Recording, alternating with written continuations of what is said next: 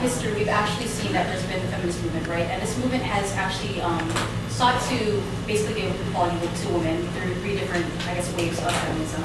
So the first movement actually focused on political equality. The second movement focused on economic equality. And now we're into the third movement, which actually is more about social equality for women and how they are treated in regard and viewed in regard to men. So that being said, the current goals of feminism, according to our house, is that they should basically be to do away with patriarchal norms and to basically grant social equality toward women. What we see, unfortunately, though, is that sexually assertive female pop stars actually harm these aims, and we'll actually go over why. So first, to define sexually assertive. So we define sexually assertive as basically overtly sexually portraying women in the media who are pop stars, right? Like Nicki Minaj or people like her, basically. So first, I'll be going over how they use their platform and why this is harmful. Second, I'll be going over how this portrayal of sexuality is actually harmful to feminism. And then Daniel will further extend on this idea about the basically the political aims of that. But before I go on, sure, I'll take hand. Just a point of clarification, how large would you like the veils to be for these pop stars when they go on stage? I'm not saying that they can't display their sexuality. I'm just saying that the way that they do when it's overtly sexual is actually very much important. So that being said, moving on to our first point, right? How they use their platform. The problem is that when female pop stars decide to display themselves sexually and use that to gain, I guess, attention, it's not actually for feminism. What they're actually doing, unfortunately, is they're trying to use feminism to gain more attention for themselves, not the other way around. And so this is problematic. So what we see is that, for example, when celebrities do this sort of thing, like Keira Knightley, right, who actually posed nude for a magazine, claiming to own her sexuality, what this did was not draw attention to feminism in and of itself. It's drew attention to Keira Knightley and the things that she wanted. She wanted publicity, and this is why she's actually using feminism for. So they bring attention to themselves rather than actually to the cause. And we actually see that their intentions are rhetorically harmful to feminism because it actually draws attention away from the actual movement in and of itself and actually brings attention to them for capital gain. Who's in charge of the narrative of sexuality? Who's in charge of the narrative? I would say no one, or actually no, currently the patriarchy, and this is what's actually problematic. So that being said, continuing on with this idea, they're basically using feminism as a tool for self-promotion.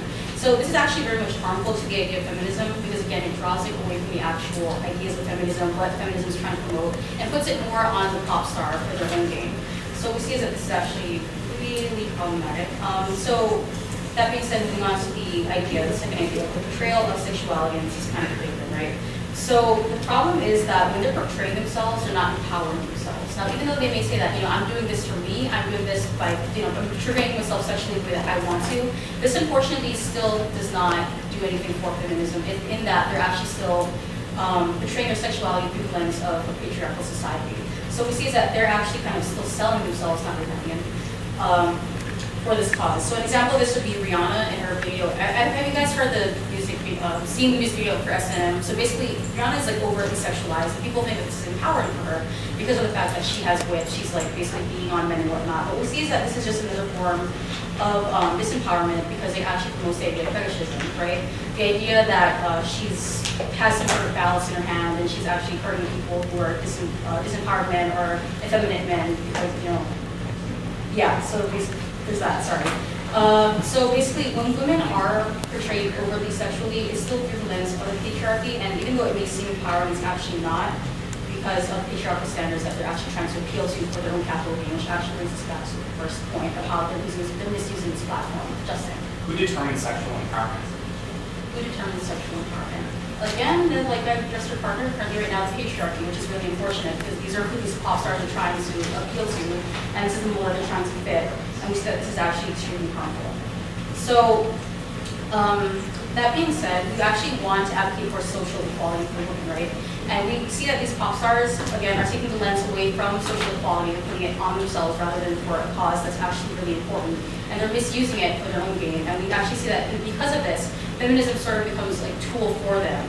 And we don't want this because it takes the actual, I guess, aims of the motion and potential progress of the motion and sort of twist it for something that really is actually very harmful. Yeah, so because they actually are only using it for their own gain, and even though that in itself isn't bad, what we see is that it takes attention away from the movement, and because their portrayal of sexuality is actually very much disempowering, we strongly oppose sexually assertive female pop stars identifying as doing this. Thank you.